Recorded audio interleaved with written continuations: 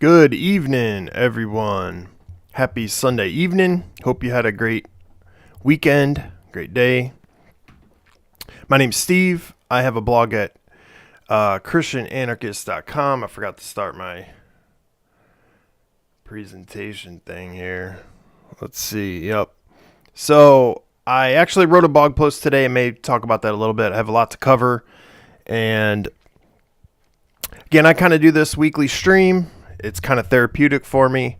Just talk about the crazy world and let everyone know there is at least one sane person out there who doesn't believe all the nonsense we're fed.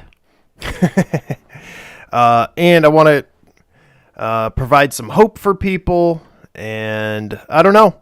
That's what I'm doing. So first off, I do like to poke fun at our leaders. Normally it's Joe Biden. In this case, it's Kamala Harris. And she's at some, I don't know, round table or whatnot. Let me make sure my audio is working. All right. And let's see what she has to say. I think of this moment as a moment that is about great momentum, inspired by, yes, optimism, inspired by a crisis, no doubt, but inspired by also our collective ability to see what can be unburdened by what has been. And that's critically important. Huh? She tries to sound smart by, she loves saying this too.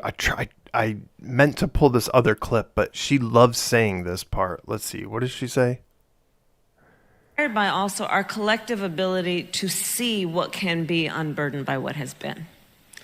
And that's critically important.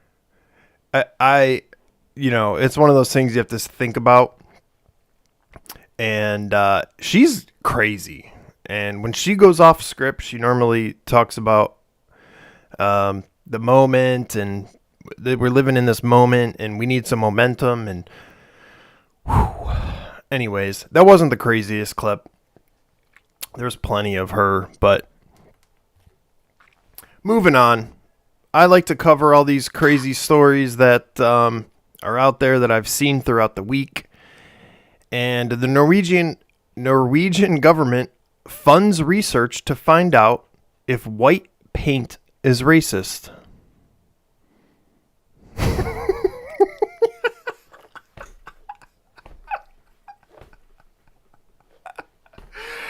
Oh my gosh. People wonder why I'm an anarchist. Well, here's one reason. They're going to take stolen taxpayer money and to researchers to find out if white paint is racist. Do you believe these people? Now, Steve, this isn't the U.S. government. They would never waste money on stuff like that. Okay. I don't even have much to say about this. It's so crazy. It's not even funny. All right. I saw this and it made me laugh. I am pretty sure this is fake or staged or whatever, but let's watch it anyways.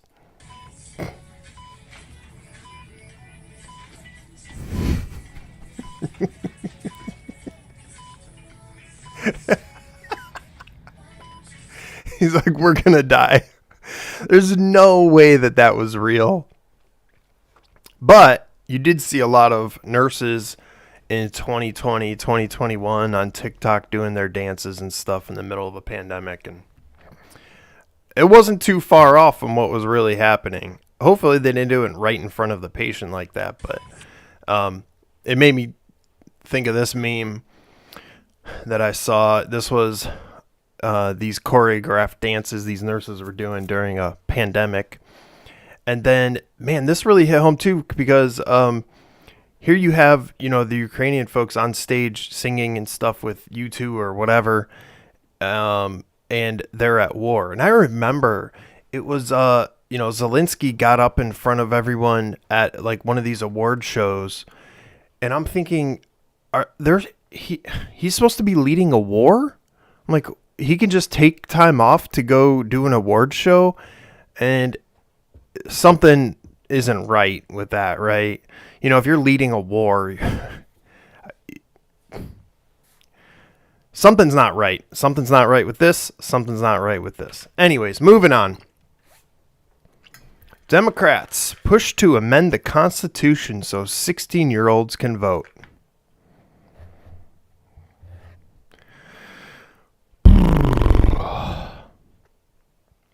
Now listen, I have a 16-year-old son. He's sharp, but he's the exception to the rule. Now you could say, Steve, you're there's a lot of 16-year-olds like that. Yeah, maybe there is. I don't know, but most of the 16-year-olds, I mean, have you ever talked to a 16-year-old? Most of them don't know who the president is or the vice president is. They have no clue about politics. And then you have stories like this. The Chicago mayor admits it was a mistake to urge teachers to offer extra credit to students who campaigned for her.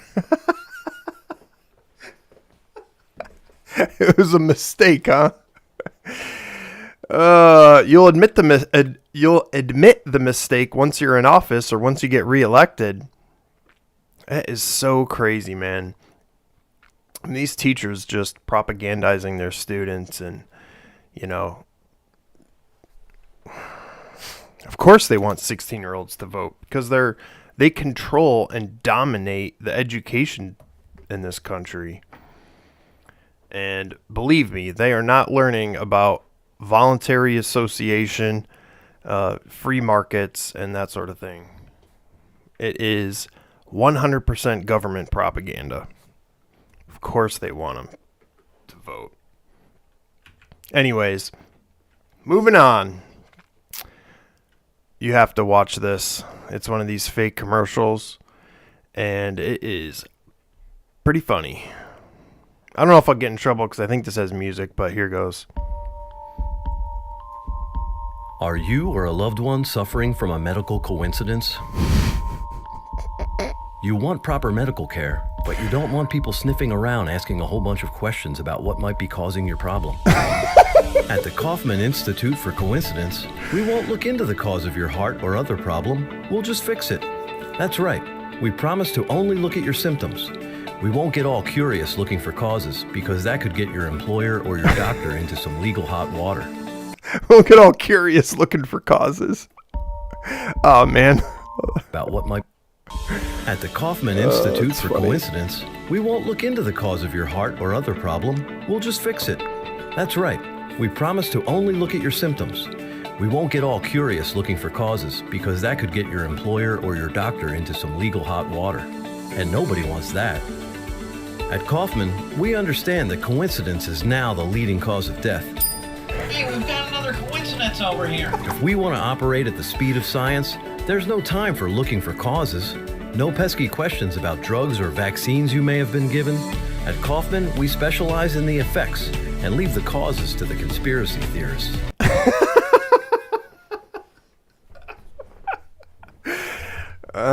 Okay. And let's be honest, we know the cause anyway. It was a coincidence, right? For each new patient, Kaufman's talented team of doctors strap on their blinders and look directly at the problem area, usually the heart, just like the CDC recommends.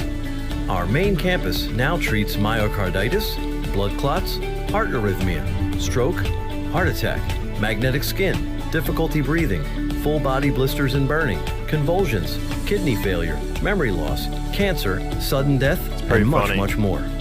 Give your coincidence the attention it deserves, but not the wrong kind of attention. At Kaufman. Schedule your appointment today at kaufmancoincidence.com and receive a doctor's note with a real science-y sounding explanation to provide to your anti-vax friends, proving to them it was definitely not the vaccine that caused your coincidence. Crazy. Kaufman, because coincidences happen pretty much all the time. That is very Official well medical done. coincidence partner of the NFL. That is pretty well done. Speaking of coincidences, I don't have it in order. Gosh darn. Oh yeah, here it is. This is real, and this is not the only. I don't know what nation Africa is, but fact check. It's true. Climate change increased the risk of heart failure deaths. Do you believe this? They're actually going to look at you in the eye with a straight face and tell you these heart failure deaths we're seeing is due to climate change. This is just unfreaking believable. Anyways, watch this video. Today, Pfizer reported its vaccine for kids 5 to 11 was more than 90% effective in preventing symptomatic COVID in clinical trials. Overwhelmingly voted in favor of recommending the vaccine, which Pfizer says is 91% effective at preventing severe infection. We have thoroughly reviewed all of the available safety. Thoroughly, huh? Immunogenicity and efficacy data before recommending this vaccine for your child.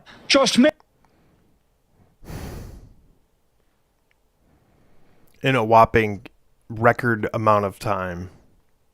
Minutes after the CDC approved the Pfizer children's vaccine last night, kids were rolling up their sleeves. I would not be concerned because this is shown now over a considerable period of time to be a highly effective and safe vaccine. We want to protect the children. For parents of young children, unsettling news. New data from New York State shows the only COVID vaccine children 5 to 11 can take, made by Pfizer, offers almost no protection against infection. The vaccine's effectiveness in that age group dropped from 68% in mid-December to just 12% by the end of January. Just 2 weeks ago, Pfizer said it was postponing seeking FDA authorization for a vaccine for kids 6 months to 4 years old after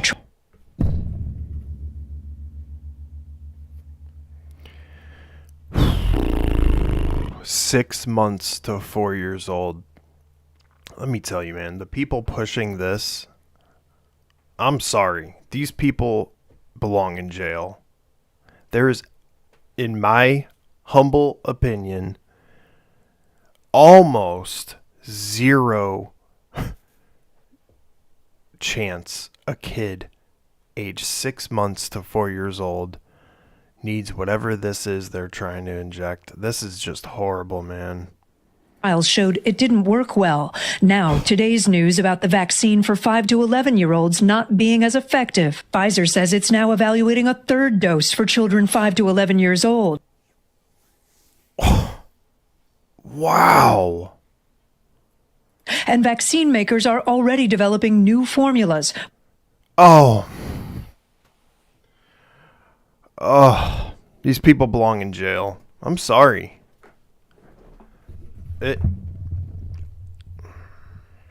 Listen, man, they work everyone up into a frenzy to get so scared about COVID and listen, for some people, yeah, it's been bad for them.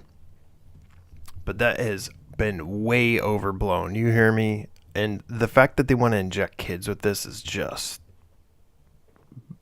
borderline criminal at a minimum. You know, I have one child, a son, and he got COVID, I think when he was 15, so, you know, a year ago or so. It was so mild for him. I thought it was just allergies, okay? And it wasn't until later we realized it was COVID, because then I got it. And the fact that you're going to inject these kids with this that has never been, there is zero long-term studies. I don't care what you say. And you could say it's totally safe, and maybe it is. But, man, the risk of COVID is way overblown for this. It's so, it's heartbreaking. Anyways. Next story. That's too depressing. This is a little depressing too, but it is kind of humorous. So, we all know about Epstein and what he had going on. He was aided by J.P. Morgan per a U.S. Virgin Islands lawsuit. So they actually brought a suit against J.P. Morgan in the Virgin Islands because of what he was doing. So then what happened next, Steve? Well, Coincidentally, Biden arrives in the U.S. Virgin Islands to relax between the holidays. So let's check the dates. Well, this was reported on the 30th, but really it happened, I think it was a day before this, or right around. I mean, this is all right around the same time. But Biden arrives in the U.S. Virgin Islands to relax between the holidays. Oh, it was just a normal vacation. Well, a couple days later, the Attorney General for the Virgin Islands loses her job after suing J.P. Morgan Chase in connection with the Epstein probe. Isn't that amazing how that happens? And as far as I know, there has been no word as to why she was fired. And I don't know if she's commented. When I looked at this yesterday, I didn't see any comment from her or from anyone as to why she was fired. But you got to ask yourself, I need a little tinfoil hat again. And it doesn't take much to get a tinfoil hat on in this case, but they are obviously protecting these interests. It is crazy. All right. Anyways, what else we got? Oh, speaking of crazy people, the WEF is meeting this week in Switzerland, apparently. So Klaus Schwab, the Bond villain himself, says to bring people together for an informal dialogue in a remote Swiss village can be or should be a good recipe to restore trust. This guy is something else, man. Restore trust. So, first of all, an informal dialogue in a remote Swiss village should be a good recipe to restore trust. Listen, if there's any informal dialogues from a bunch of billionaires in a remote Swiss village going on, the last thing I'm going to do is trust them. My gosh, these people are so evil, and I don't even have time to get into why they're so evil. But if you're curious about this, Bob Murphy has, amongst other people, and there's a lot of people that have broke this down, but he had like a 5-part podcast talking about how insane the World Economic Forum is. And I mean, it's pretty wild. I mean, just look at this guy. Like, who wears an outfit like this?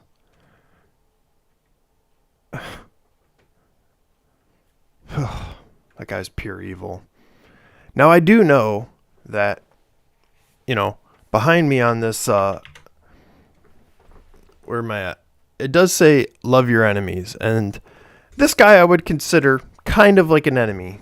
Obviously, I don't know him. He doesn't know me. But the kind of control that he's trying to put on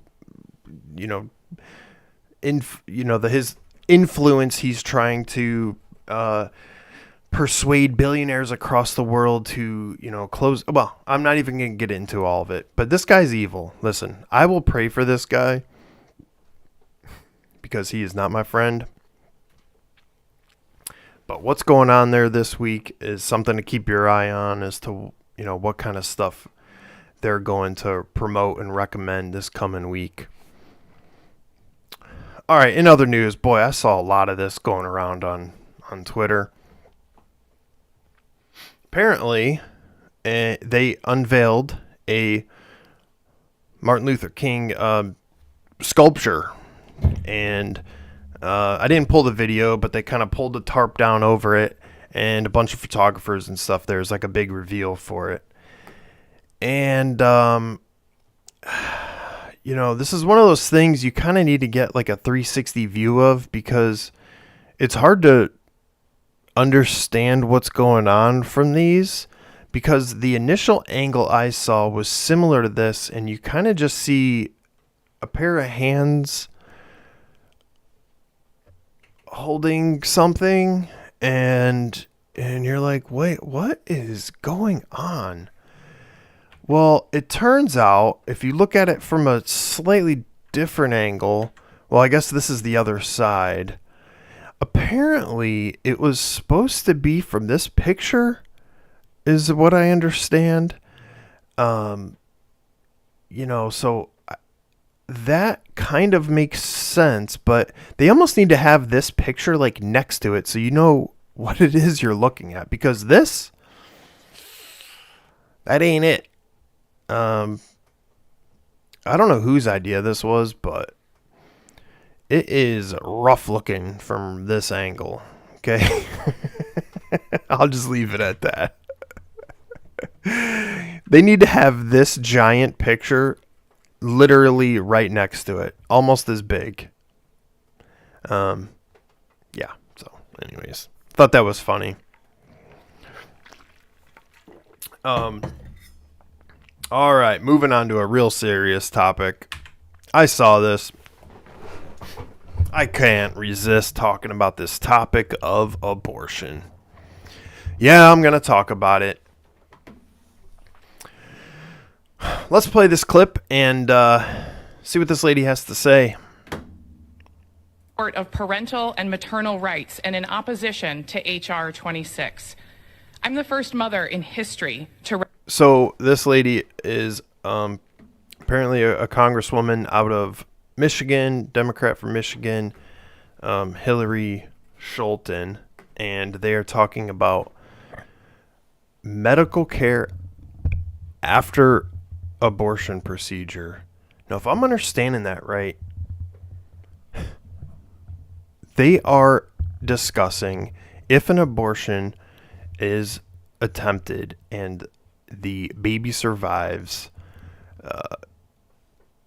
what do you do from there? If the baby's delivered and you don't successfully complete the abortion, are you required to then care for the baby because it has been born?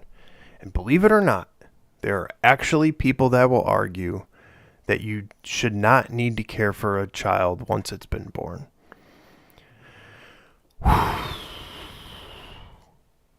Boy, you talk about evil. Anyways, that's not really here nor there, because that's not the point of what she's about to say, but just let's go. Represent West Michigan in Congress. This matter is deeply personal to me. I recently shared publicly about my own experience navigating a complex miscarriage and the loss of my daughter. As a pro-choice Christian who chose life, this issue is so personal to me. So, first off, it's incredibly heartbreaking to have a miscarriage. And I feel for her. That is a horrible thing to go through if you're trying to have a child. I can't imagine going through something like that. Then she says let me get the exact words right. This issue is so personal to me. My faith informs my actions, but it doesn't dictate the policy of an entire nation. No, I missed it. This issue is so personal to me.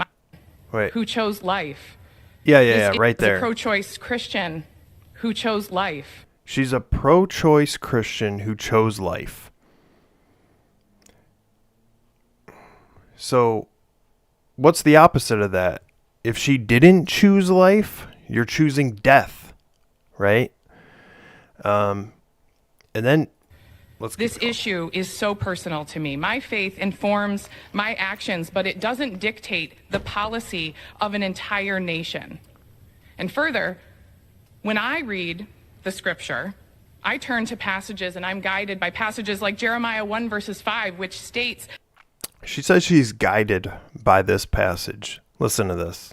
I knew you before I formed you, and I placed you in your mother's womb. Doesn't say the government's womb or the speaker's womb. It says the mother's womb.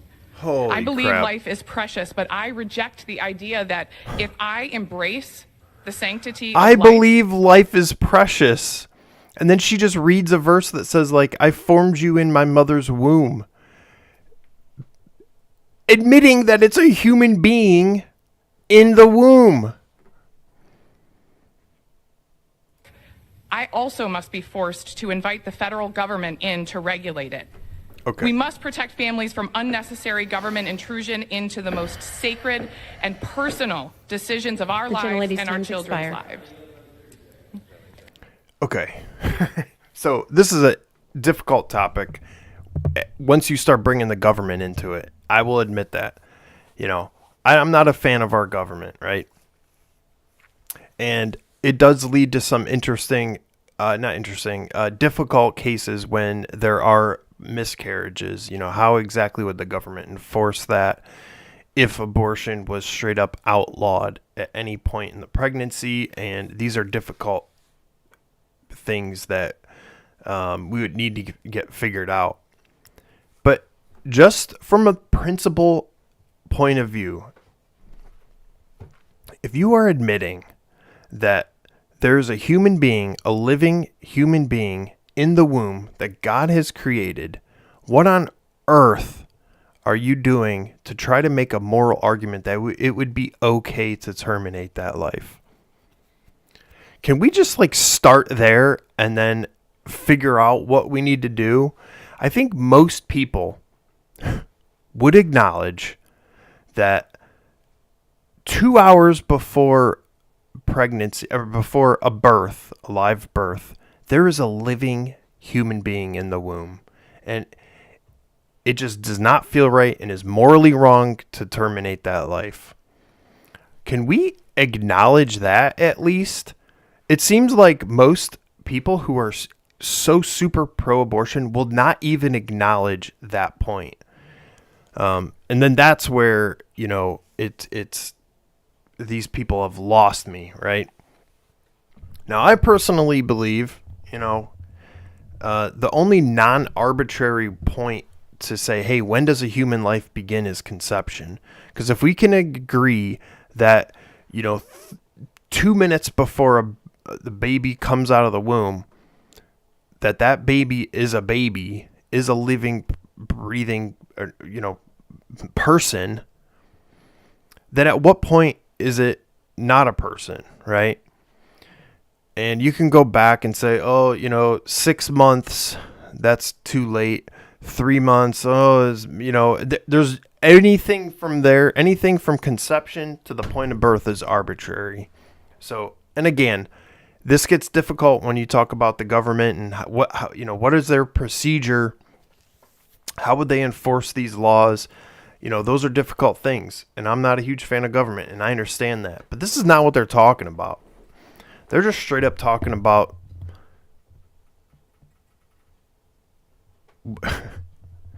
I can't even believe they're actually talking about the beginning of this. It's when it talks about and maternal rights. Oh, I missed it, but what did it say? Yeah, medical care after abortion procedure. I mean, this is so sickening. And if you can't even have people acknowledge that a baby is a baby in the womb, then we're not going to agree on really anything. And it drives me crazy. Anyways, that's enough about that. On this topic, there's a libertarian Christian, Carrie Baldwin, who has done great work on this topic. And in fact, she even debated this topic with Walter Block, and it's a great debate that is definitely worth listening to because they kind of get into some nuances of this entire topic. It's like an hour and a half debate. It's worth listening to if this at all interests you. Anyways, that's enough about that for me. All right, another clip I saw flying around on Twitter was from this guy. Now, admittedly, I didn't know much about this guy. His name's Sam Harris. Apparently, he's a very famous atheist and has debated that topic. And he's, I guess, an intellectual as it pertains to atheism and this sort of thing. But he has gone off the deep end on the COVID and Hunter Biden and all this kind of stuff. But you have to listen to what he says on this podcast. It's really unbelievable. Take it back to COVID for a second. In one way, we got very lucky that COVID wasn't worse than it was, right? It could have been much, much worse. It could have been 10 times as deadly or 50 times as deadly. And we would have lived through, or many of us wouldn't have lived through something true. Okay. Yeah, we got lucky. Yeah, it was not that not as deadly as they made it out to be. And you know, I had COVID twice, and I was okay. It was rough the first time I had it, but yeah, he's right. He's right so far. Really awful, but had COVID been worse, you know, just enough worse to really get our attention, to really be undeniable, we would have had a different political conversation around it. There wouldn't have been the same kind of vaccine skepticism. Brett Weinstein would not have been releasing 80 straight podcasts on the dangers of the vaccine if a few variables were changed. I mean, just think that leave COVID exactly as it is, but just make it preferentially dangerous to children rather than to old people, right? You just flip that around, the variable of age. If kids were dying by the hundreds of thousands from COVID at a rate of whatever it was, 1%, say, but if it was pretty much all kids, we would have had a very different experience, right? And and the patience, that there would have been no fucking patience for vaccine skepticism, right? Well,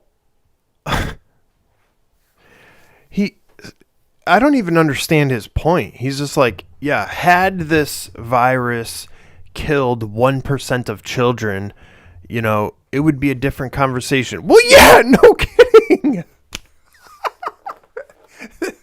And I still don't agree with him on the vaccine skepticism. I would still be skeptical. You'd have to see evidence that if it worked.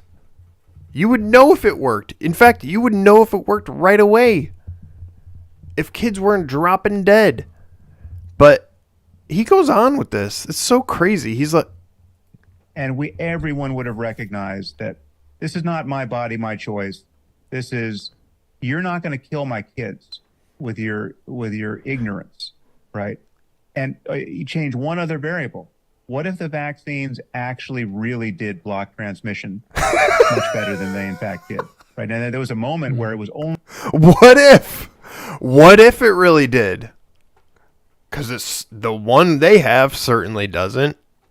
Irrational to expect them to block transmission. No, it was not rational to expect them to block transmission. In fact, they knew that right from the get-go and were lying to you. Turns out they don't do it nearly as much as we would hope. Unfortunately. They just shorten the window by which, during which transmission is possible. If they're even doing that now, I don't know. They're not.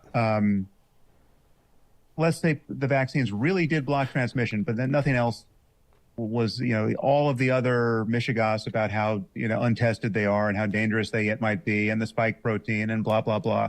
Leave all that in place. Just give me a little more transmission blockage and give me kids being preferentially killed or injured by this disease. The obscenity of much of what was said, much of what was said about COVID at the time at which it was said, the conspiracy thinking, the platforming of people who were obviously unwell and unbalanced professionally and mentally. I happen to think he's unwell and unbalanced. So he's creating this scenario in his head, or this, hypothetical, saying if we had a virus that was killing kids, and if we had a vaccine that actually stopped transmission, and if it actually prevented children from dying, then people would have responded differently. Yeah, no kidding. And this guy is supposed to be your intellectual? This is the dumbest. I don't even understand the point he's making. Yes, we look at the available data and the available evidence and then determine for ourselves what we should do. Is he trying to say he's right? It's so crazy to me. Around vaccines and their skepticism, the patience for that would have been non-existent, right? And so he's making this false scenario and is basically saying anyone who is skeptical of the COVID-19 vaccine in 2020 and 2021 and 2022 would be the same in this crazy made-up scenario he has. And why would he think that? You know? He acts like they were dead set against this just on a whim or just because of it. No, it's because they were looking at the data and the evidence. I mean, there's so many studies, and I mean, early on there was studies out of Israel, but all of that was suppressed. And he just thinks these people would respond the exact same way in his goofy scenario. It's insane. This guy's insane. So in some sense, we got unlucky at how benign this was and how mysterious it could yet seem. What? We got unlucky? He just said we got unlucky because the virus wasn't bad enough. Because, yeah, you could run the argument. Well, did he die from COVID or with COVID? He was 80 years old, right? That was the situation we were in. I'm saying that there are changes in the real world that could have happened, could yet happen. He's on a podcast called Uniting America. Okay. Braver Angels presents Uniting America. Okay. Is that what we're doing? It would have been immensely clarifying, right? And there would have been no less. I'm just asking questions routine would have not gotten anyone anywhere worth going, right? So even in that scenario, you wouldn't be allowed to ask questions. You just have to shut up and take your medicine, right? Still wouldn't be allowed to ask questions. Unbelievable, this guy. And that's, I think part of what we're talking about here is, with respect to Trump and with respect to COVID, are just contingent facts of these, unique situations, which had they been a little bit different, we wouldn't have fragmented in the same way, right? You dial up the risk of COVID, or if COVID just had been, just made you physically ugly, right? Like if COVID was monkeypox, right? And you had pustules on your face, right? Yeah. Okay, that's different than the hypothetical experience we all had of, is it a cold? Is it a flu? Is it COVID? Who knows? Yeah, it's way different. I know. People don't even know if they had it. Anyways, that's enough of this guy.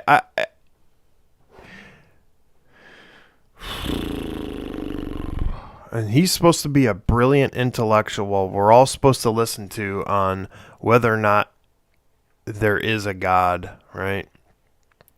Give me a break. I'm pretty sure. Now, I didn't hear this myself, but I'm pretty sure he made the argument that, hey, we've been up into space. We've proven there isn't a God. Again, I don't know that for certain. I haven't seen those debates, and maybe I should just to kind of pick them apart and try to understand his arguments a little better to totally smash them. But if that's true, if his argument that there isn't a God is because we have satellites in space and we can see and we don't see a heaven or whatever, that might be the dumbest argument an atheist can make. Anyways, that's enough of that. All right, I got two more things here. I saw this, and again, I can't confirm the authenticity of this, but this was in Ukraine, and you got to watch this. For some reason, all these cars are stopped, and there's soldiers, cops. They asked me if I was a Christian. I have no idea what's happening. Maybe you're right. Please, passport. Passport, okay. Only Jews are allowed in this area. Okay. What the hell is this about? Is that crazy or what? So they had to pull out Google Translate, and these cops come up to him, ask if he's a Christian, and said only Jews are allowed in this area. You need to get the F out of here. So, I mean, again, I don't know what would have happened if he had said, yes, I am a Christian. But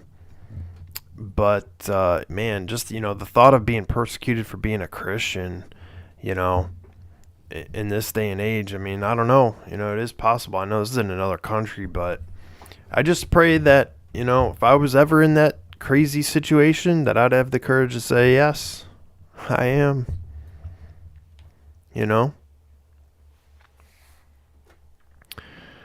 All right. Final thing. At church today, my pastor, in fact, let me open this up. So the truth in the hope. Yeah, so this was this morning at the church I go to. It's Pastor Dustin Alexander, and it was a sermon on assurance. We have a great church and a great pastor. I just pulled a quick 60-second clip out of the sermon because I thought it was kind of awesome to hear a pastor saying this from the pulpit. And let's give it a listen. Hope that is Jesus Christ. What is confirmed by God's own trustworthy character. See, the writer of Hebrews says he swears by himself because there's nothing greater to swear by. There's nothing bigger. The economy is not bigger than God. It's not. The United States of America is not bigger than God. The United States of America is not bigger than God. It is not God. It is under the submission of a sovereign God. And so we do not look to those who are in Congress, and I say this to be careful, but also not to be careful. I don't wrap myself in the red, white, and blue. I wrap myself in the crimson red of Jesus Christ, who is my King and my Creator, and who is this anchor for my soul. The truth. Oh, I was crushing it. Isn't that not awesome to hear from the pulpit? I don't wrap myself in the red, white, and blue, And there's a lot of, there's a big movement out there for like Christian nationalism. You'll kind of see this, and that's not it. That is not it. It's about the kingdom of Christ. And see, this is what we got. No king but Christ. That's my ruler. That's my philosophy. That's why I'm a Christian anarchist. I don't have rulers on this earth. I have the King of Kings, the Lord of Lords, Jesus Christ, as my Savior. And my pastor, while he doesn't agree with me everything politically or whatnot, was dead right. He's dead right. Right here. So that was awesome to hear. I had to put that in here once I heard this morning. And, I love this church. I love this pastor. It's Found Life Church in Winter Garden, Florida. It's awesome to hear. And anyways, that's enough for me. I did write a blog post. I'm not going to get into it because I'm kind of tired right now. But feel free to go to my website and check it out. And maybe I'll talk about it next week and whatnot. So anyways, if you're crazy enough to have watched this far, I appreciate it. And I will see you here next Sunday at 8 p.m. Thanks, and have a great night. Bye.